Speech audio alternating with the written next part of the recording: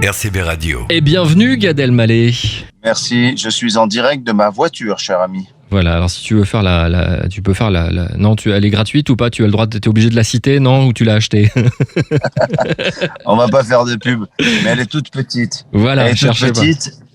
C'est une voiture sans permis. Voilà, c'est une voiture intelligente. C'est une voiture très intelligente. On va parler de cet album sorti il y a quelques mois qui s'appelle Danser sur moi. Gad Elmaleh et Nougaro. Ça m'a surpris d'un côté, mais en même temps pas trop parce que voilà, je sais que tu aimes la musique et plein de choses, mais alors je savais pas que tu étais complètement fan inconditionnel de Nougaro, mais à un point de connaître toute sa vie en fait. Ouais, complètement. Je me suis plongé vraiment dans son œuvre. Alors j'étais fan, je connaissais, mais j'avais pas vu toutes les vidéos comme après. J'ai presque fait un travail de recherche tellement j'étais inspiré complètement dedans. Donc j'ai lu les bouquins, j'ai écouté les inédits, j'ai lu les poésies, et je me suis plongé dans un univers qui est dingue, d'un homme qui est pas simplement un chanteur, mais un poète, un entertainer, plein de choses, un homme drôle, un homme impatient, un homme en colère, un homme créatif. Et j'ai eu la chance de rencontrer sa femme, celle dont il disait qu'elle était non pas la femme de sa vie, mais la femme de sa mort. C'est triste et en même temps tellement poétique et joli parce qu'il y a une part de vérité malheureusement. Hélène Nougaro. Et c'est elle qui m'a un peu donné une forme de bénédiction de faire cet album. Je dis pas que j'attendais une autorisation, mais quand tu fais un album de reprise d'un monument comme Nougaro, il vaut mieux que la famille te dise, vas-y, fais-le, quoi. Oui. Voilà, quoi. Au-delà de l'aspect juridique des choses, on sait qu'il faut des droits et tout ça. Il y a un côté, je sais pas, transmission, bénédiction. Tu sais, j'ai envie d'être. En plus, je suis superstitieux, moi. Voilà, parce que déjà, il y a une chose qu'on est sûr, c'est qu'on peut pas être humoriste et chanteur, on peut pas être ceci, on peut pas être cela. Voilà. Pourtant, quand je regarde bien, moi, je me dis, on peut quand même. Patrick Sébastien, il a été chanteur, imitateur, il a fait de la télé, il a fait plein de choses. On arrive quand même à sortir des cases. Toi, tu le fais. Et ça passe bien, on te voit sur Netflix, tu fais un film, tout est possible maintenant en fait. Je pense vraiment, je me demande même si c'est encore d'actualité ce truc des étiquettes. En tout cas, moi je les décolle les étiquettes.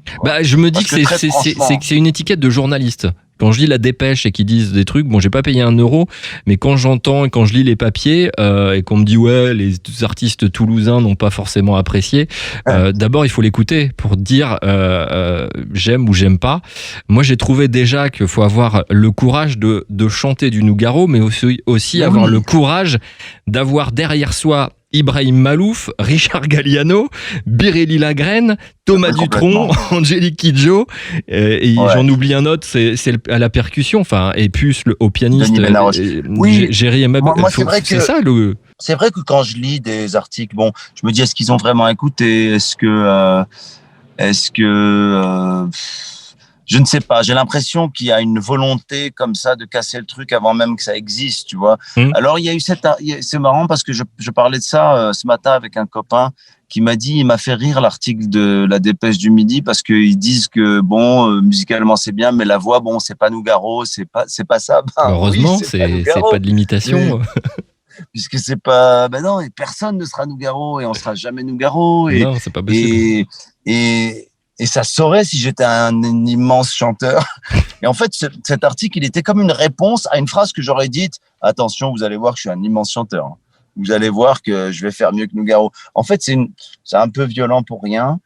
Mais je ne sais pas. Après, est-ce que c'est pas une étroitesse d'esprit? Est-ce qu'il faut être de Toulouse pour chanter Toulouse, l'hymne à la ville? Est-ce qu'il faut être chanteur pour faire un album? Je pense avoir ce qu'il faut pour le faire, en tout cas par passion, avec amour, avec sérieux, avec un peu de talent.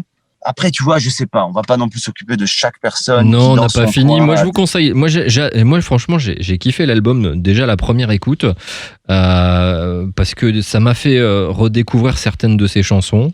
Oui. Il y a des chansons qui sont hyper difficiles. Moi, j'habitais à côté de Rodez en 2004 et juste avant, j'avais vu un des derniers concerts de Nougaro. J'ai eu la chance de le voir. Une chance.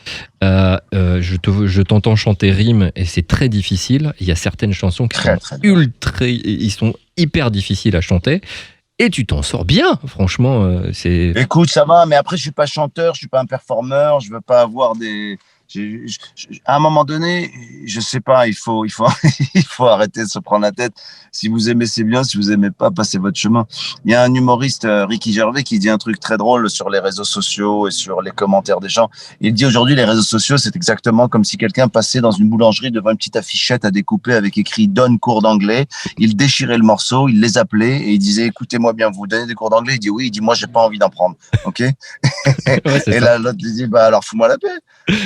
Ouais, c'est ça. Mais bon, mais je suis très très heureux, je suis très fier de l'album et puis surtout chez Blue Note,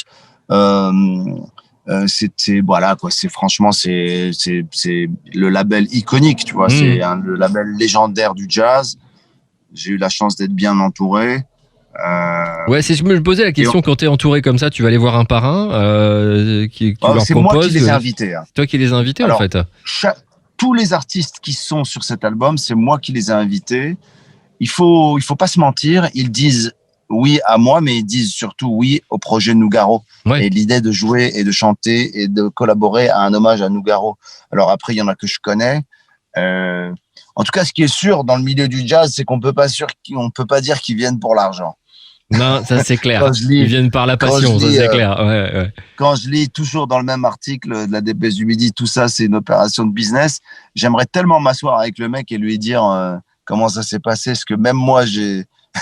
Donc toi t'as payé 1 euro en fait, parce que moi j'ai pas voulu en fait, j'ai laissé tomber, j'ai regardé que le début, j'ai laissé tomber. Bon, la dépêche ça c'est fait, on est tranquille. Merci Gad Elmaleh, je vous rappelle l'album, ça s'appelle Danser sur moi, c'est une vraie déclaration d'amour, et avec le remix de DJ Abdel qu'on va écouter dans un instant, Bidonville. Merci à toi. Merci, salut. RCB Radio, à Hyères-les-Palmiers sur 96.2.